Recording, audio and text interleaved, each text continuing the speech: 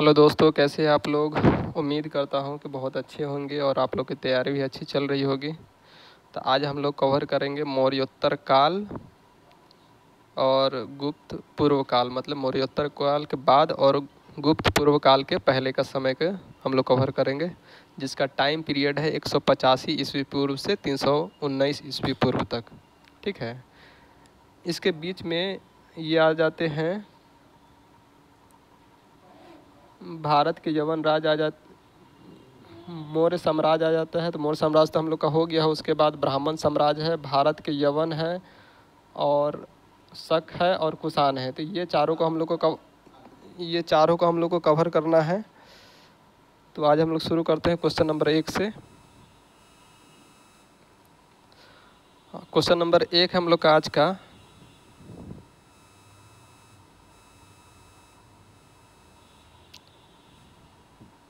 अंतिम मौर्य सम्राट बृहद्रथ की हत्या कर किसने शुंग वंश की स्थापना की थी। तो ये किया था पुष्यमित्र शुंग ने। पुष्यमित्र शुंग ने, ऑप्शन नंबर ए इसका राइट आंसर हो जाएगा। क्वेश्चन नंबर 2 है, पुष्यमित्र शुंग मौर्य सम्राट बृहद कथा की राजकीय सेना के किस पद पर आसीन था। तो ये था सेनापति के पद पर आसीन था। ऑप्शन नंबर ए इसका राइट आंसर हो जाएगा।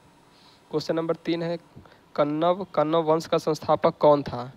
तो कण्व वंश का संस्थापक ये थे वसुदेव। ऑप्शन नंबर 3 का ए आंसर हो जाएगा राइट।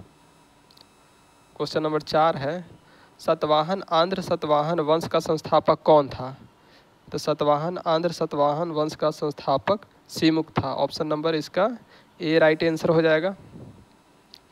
हम लोग आ जाते हैं क्वेश्चन नंबर 5 पे। सातवाहनों ने पहली स्थानीय अधिकारियों के रूप में काम किया था। तो किसके अधीन काम किया था। तो ये किया था मौर्यों के अधीन काम किया था। ऑप्शन नंबर इसका बी राइट आंसर है। क्वेश्चन नंबर 6 है, निम्नलिखित में से वह महानतम कुषाण नेता कौन था जो बौद्ध बन गया था। तो जो बौद्ध बन गया था ये थे 6 नंबर का सी, कनिष्क। ऑप्शन नंबर सी इसका राइट आंसर हो जाएगा।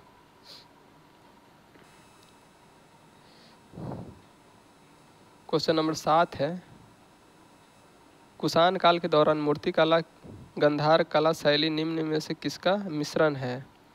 तो ये है भारत और ग्रीक शैली का। ऑप्शन नंबर डी इसका राइट आंसर हो जाएगा। क्वेश्चन नंबर 8 है, कनिष्क की राजधानी थी। तो कनिष्क की राजधानी पुरुषपुर थी। ऑप्शन नंबर ए इसका राइट आंसर हो जाएगा। हम लोग आ जाते हैं क्वेश्चन नंबर 9 पे। पुरुषपुर निम्नलिखित में से किसका दूसरा नाम है। तो पुरुषपुर निम्नलिखित में से पेशावर का दूसरा नाम है, जो अभी पाकिस्तान में स्थित है। ऑप्शन नंबर सी इसका राइट आंसर हो जाएगा। क्वेश्चन नंबर 10 है, चरक किसके राजा चिकित्सक थे। तो चरक थे कनिष्क के। ऑप्शन नंबर डी इसका राइट आंसर हो जाएगा। क्वेश्चन नंबर 11 है, तक्षशिला के प्रसिद्ध स्थल होने का कारण था। तो तक्षशिला का प्रसिद्ध स्थल होने के कारण गंधार कला था। 11 का सी ऑप्शन राइट आंसर हो जाएगा। क्वेश्चन नंबर 12 है, भारत में सर्वप्रथम स्वर्ण मुद्राएं किसने चलाई। तो भारत में सर्वप्रथम स्वर्ण मुद्राएं इंडो बैक्टीरियन ने चलाए थे। तो 12 का बी आंसर हो जाएगा राइट। क्वेश्चन नंबर 13 है, किस संग्रहालय में कुषाणकालीन मूर्तियों का संग्रह अधिक मात्रा में है। तो ये है मथुरा संग्रहालय में। ऑप्शन नंबर ए इसका राइट आंसर हो जाएगा। क्वेश्चन नंबर 14 है, निम्नलिखित में से किसने सोने के सर्वाधिक शुद्ध सिक्के जारी किए। तो सोने के सर्वाधिक शुद्ध सिक्के कुषाणों ने जारी किए थे। तो 14 का ए आंसर राइट हो जाएगा। क्वेश्चन नंबर 15 पे हम लोग आ जाते हैं।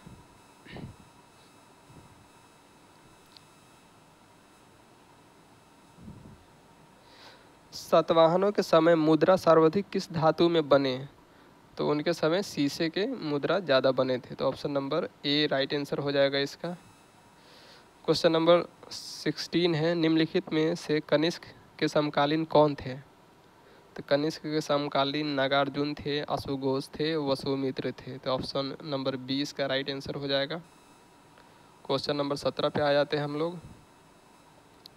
किस वंश के शासकों ने ब्राह्मणों एवं बौद्ध भिक्षुओं के कर मुक्त भूमि या गांव भूमि अनुदान देने का प्रथा आरंभ किया था? तो ये प्रथा आरंभ सातवाहनों ने किया था। ऑप्शन नंबर ए इसका राइट आंसर हो जाएगा। क्वेश्चन नंबर 18 है, भारतीय रंगमंच में यवनिका का शुभारंभ किसने किया? तो यवनिका मतलब पर्दा का आरंभ किसने किया था? तो ये किए थे यूनानियों ने। ऑप्शन नंबर सी इसका राइट आंसर हो जाएगा। क्वेश्चन नंबर 19 है, भारत के महान रेशम मार्ग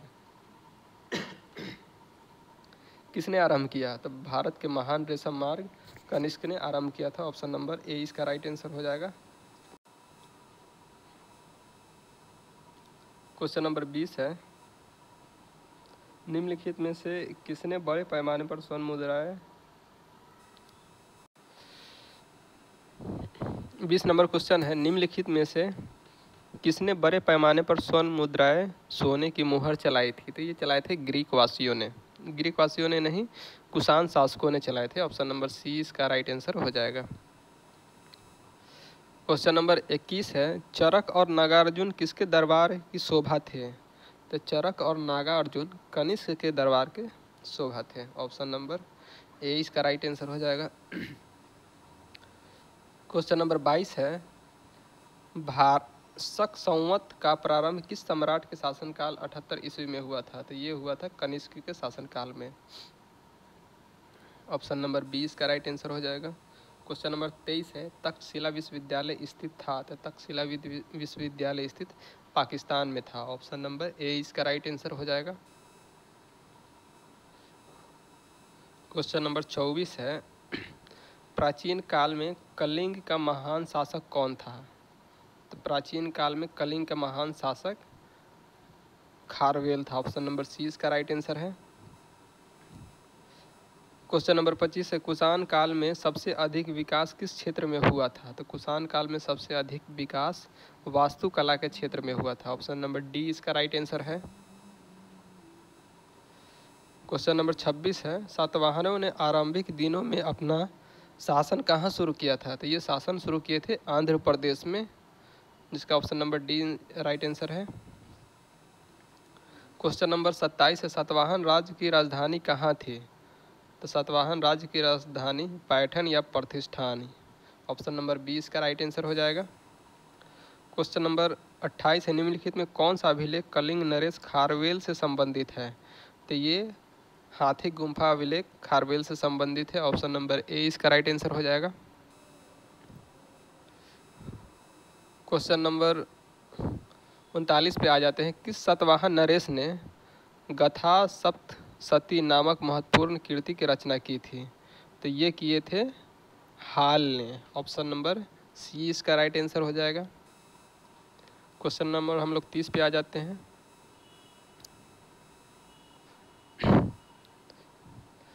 सातवाहन शासकों की राजकीय भाषा थी? तो सातवाहन शासकों की राजकीय भाषा प्राकृत थी। ऑप्शन नंबर 20 का राइट आंसर हो जाएगा। निम्नलिखित राजवंशों पर विचार कीजिए, सातवाहन, गुप्त, शुंग, चोल। इन राजवंशों का सही क्रम क्या है? तो सबसे पहले आ जाएगा इसमें शुंग आ जाएगा, उसके बाद सातवाहन आ जाएंगे, उसके बाद गुप्त आ जाएंगे, उसके बाद चोल आ जाएंगे। इस तरह ऑप्शन नंबर डी इसका राइट आंसर हो जाता है। क्वेश्चन नंबर 32 है, मौर्य साम्राज्य के ध्वंस के पश्चात कई आक्रमणों की श्रृंखला रही है। भारत पर सबसे पहले आक्रमण निम्नलिखित में से किसने किया था? तो इसमें किया था बैक्ट्रियन ग्रीक ने किया था। ऑप्शन नंबर ए इसका राइट आंसर हो जाएगा।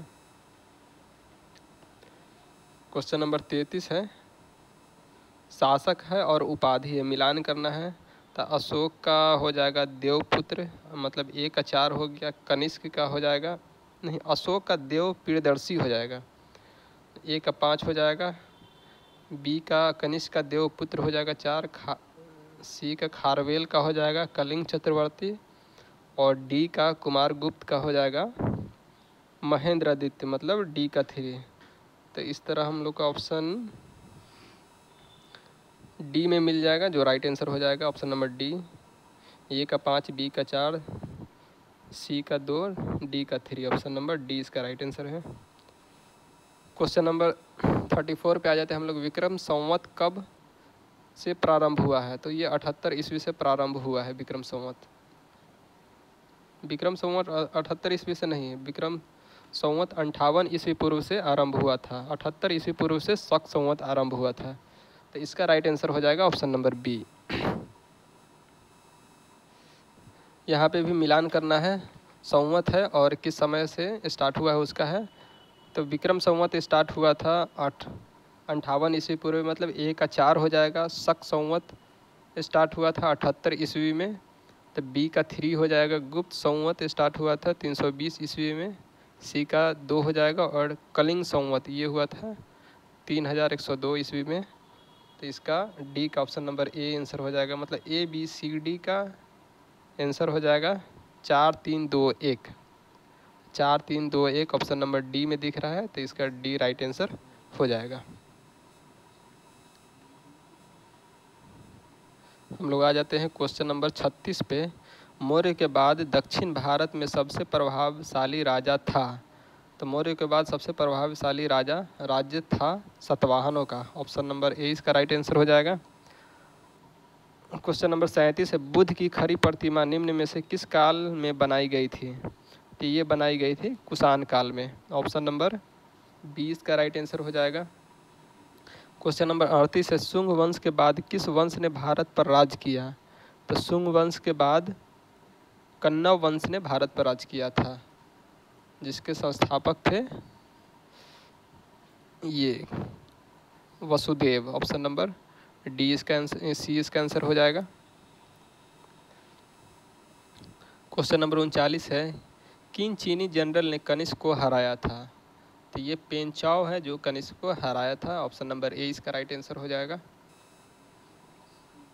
क्वेश्चन नंबर 40 है। उत्तरी तथा उत्तरी पश्चिमी भारत में सर्वाधिक संख्या में तांबे के सिक्कों को जारी किया था। तो ये जारी किया था कुषाणों ने। ऑप्शन नंबर 20 का राइट आंसर हो जाएगा। क्वेश्चन नंबर 41 है। कुषाण फारस की खाड़ी और लाल सागर से होकर व्यापार करते थे। ये तो राइट है, कारण उनकी सुसंगठित नौसेना उच्च कोटि की थी। ये गलत है। ऑप्शन नंबर ये आर, कारण आर गलत है, तो इसका आंसर हो जाएगा ऑप्शन नंबर सी। ए सही है परंतु आर गलत है। क्वेश्चन नंबर 42 है। जो कला शैली भारतीय और ग्रीक यूनानी शैली का सम्मिश्रण है उसे कहते हैं, तो उसे गंधार शैली कहते हैं। ऑप्शन नंबर सी इसका राइट आंसर हो जाएगा। हम लोग आ जाते हैं क्वेश्चन नंबर 43 पे।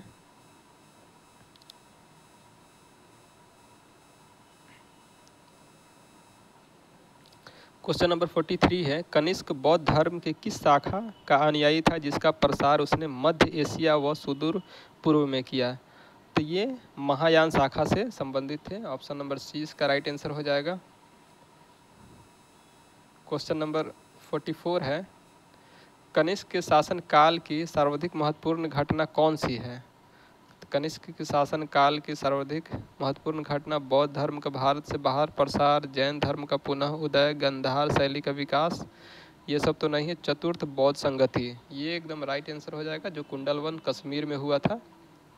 चतुर्थ बौद्ध संगति ऑप्शन नंबर सी आंसर है। क्वेश्चन नंबर 45 है। प्राचीन भारत का महान वैज्ञानिक पतंजलि किसका समकालीन था? तो 45 का आंसर हो जाएगा option number D, Pushyamitra Shunga का समकालीन था। 45 का डी।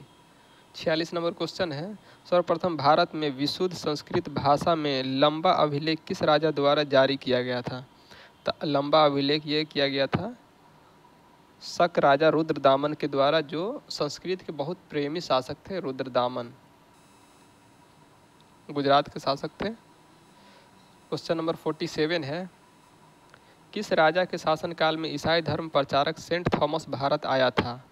तो ये आए थे गोंदो फिरनीसस के समय में। ऑप्शन नंबर सी इसका राइट आंसर हो जाएगा। क्वेश्चन नंबर 48 है। किस कुषाण शासक ने सर्वप्रथम स्वर्ण मुद्राएं जारी किए? तो ये जारी किया था कन्फ्यूशस द्वितीय ने। ऑप्शन नंबर 20 का राइट आंसर हो जाएगा। क्वेश्चन नंबर 49 है। किस वंश के शासकों ने क्षत्रप प्रणाली का प्रयोग किया था? तो क्षत्रप प्रणाली का प्रयोग शकों ने किया था। ऑप्शन नंबर डी इसका राइट आंसर हो जाएगा। क्वेश्चन नंबर 50 है, त्रातार यानी मुक्तिदाता की उपाधि किस वंश के शासकों ने धारण की थी? तो ये किए थे शकों ने। ऑप्शन नंबर ए इसका राइट आंसर हो जाएगा। क्वेश्चन नंबर 51 है, प्राचीन काल के भारत पर आक्रमणों के संबंध में कौन सा सही कालानुक्रम है? तो यूनानी, शक, कुषाण, ये तो एकदम राइट है। यूनानी, कुषाण, शक ये गलत है। शक, यूनानी, कुषाण ये भी गलत है। शक, कुषाण, यूनानी ये भी गलत है। इसका राइट ऑप्शन नंबर ए हो जाएगा। हम लोग 22 नंबर क्वेश्चन पे 52 नंबर क्वेश्चन पे आते हैं। भारत में प्रथम बार सैनिक शासन व्यवहार में लाया गया था, तो ये लाया गया था ग्रीकों के द्वारा। तो 52 का ए इसका राइट आंसर हो जाएगा। क्वेश्चन नंबर 53 है, ईसाई पूर्व दूसरी सदी के प्रारंभ में उत्तरी अफगानिस्तान में स्थापित भारत यूनानी राज्य था।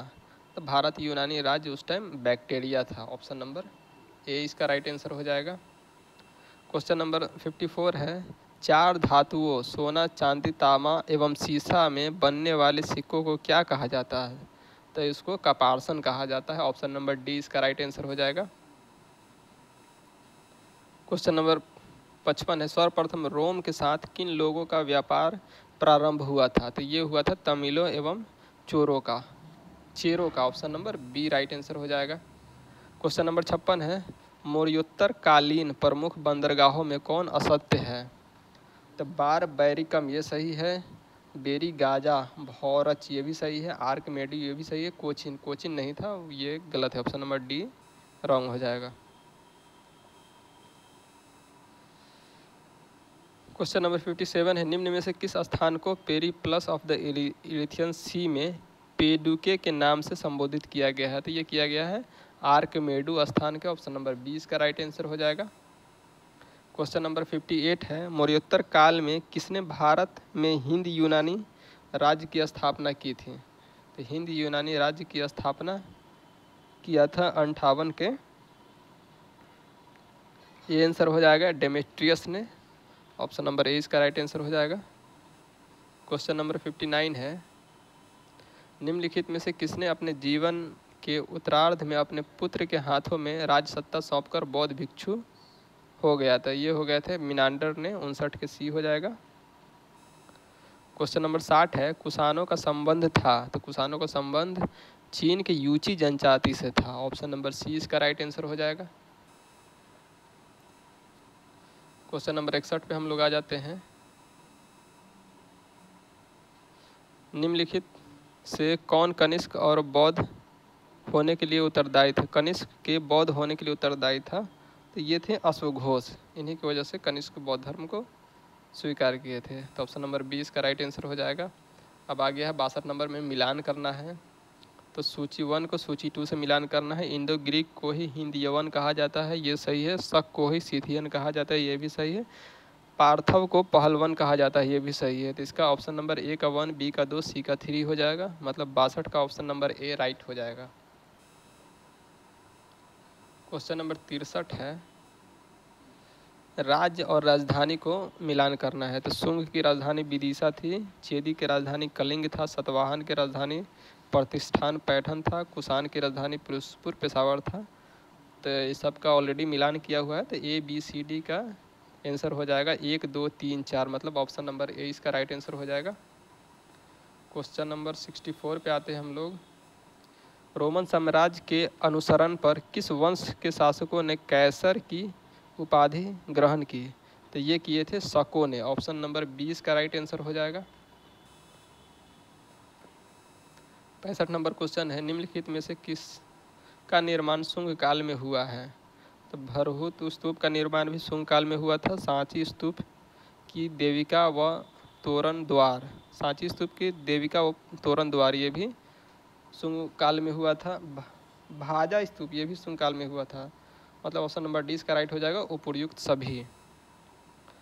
क्वेश्चन नंबर 66 है, सातवाहन नरेश हाल के समकालीन गुणाढ़ ने किस प्राकृतिक ग्रंथ की रचना की थी? तो ये किए थे बृहत कथा का। 66 का ए आंसर हो जाएगा।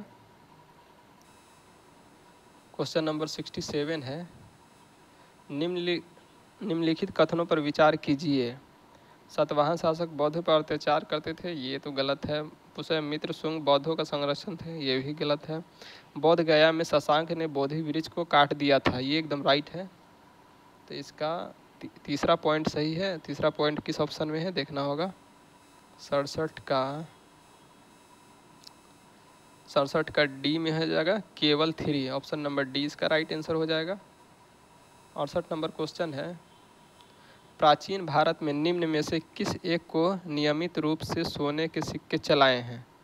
तो सोने के सिक्के चलाए हैं, ये चलाए थे कुषाणों ने। 68 का सी आंसर हो जाएगा। क्वेश्चन नंबर 69 है, कलिंग नरेश खारवेल किस वंश से संबंधित है? तो ये चेदी वंश से संबंधित है। ऑप्शन नंबर ए इसका राइट आंसर हो जाएगा। 70 नंबर क्वेश्चन है, निम्नलिखित में से किस अभिलेख में चंद्रगुप्त मौर्य और अशोक दोनों का उल्लेख किया गया है? तो ये किया गया है महाक्षत्रपत रुद्रदामन का जूनागढ़ अभिलेख में किया गया है। तो 70 का ऑप्शन नंबर 20 का राइट आंसर हो जाएगा। हम लोग आते हैं क्वेश्चन नंबर 71 पे। प्राचीन भारत में देश की अर्थव्यवस्था के अत्यंत महत्वपूर्ण भूमिका निभाने वाली श्रेष्ठी संगठन के संदर्भ में निम्नलिखित में से कौन सा कथन सही है? तो इसका कथन एक है, प्रत्येक श्रेणी राज्य की एक केंद्रीय पदाधिकरण के साथ पंजीकृत होती थी और प्रशासनिक स्तर पर राजा का उनका प्रमुख होता था। ये सही नहीं है। ऑप्शन नंबर पॉइंट नंबर 2 पे आ जाते हैं हम लोग। श्रेणी ही वेतन काम करने के नियमों, मानकों और कीमतों को सुनिश्चित करती थी, ये सही है। श्रेणी का अपना सदस्यों पर न्यायिक अधिकार होता था, ये भी सही है। तो पॉइंट नंबर 2 और 3 सही है, इसलिए ऑप्शन नंबर सी इसका राइट आंसर हो जाएगा। क्वेश्चन नंबर 72 है और इस चैप्टर का लास्ट क्वेश्चन है, राबात अभिलेख के संदर्भ में निम्नलिखित में से कौन सा कथन सही है? तो राबात अभिलेख के संदर्भ में कनिष्क और कंडफीसा शासकों के बीच संबंध स्पष्ट करने के लिए, तो इसका option number A he right answer हो जाएगा। ऑप्शन नंबर ए इसका सही आंसर हो जाएगा। इस तरह से हम लोग का ये भी चैप्टर आज समाप्त होता है और नेक्स्ट दिन अगला चैप्टर स्टार्ट किया जाएगा जो कि संगम वंश है। तो अगर आप लोग को वीडियो अच्छी लगी तो लाइक कीजिए, शेयर कीजिए और सब्सक्राइब कीजिए और अपने दोस्तों के साथ ज़रूर शेयर करें। धन्यवाद।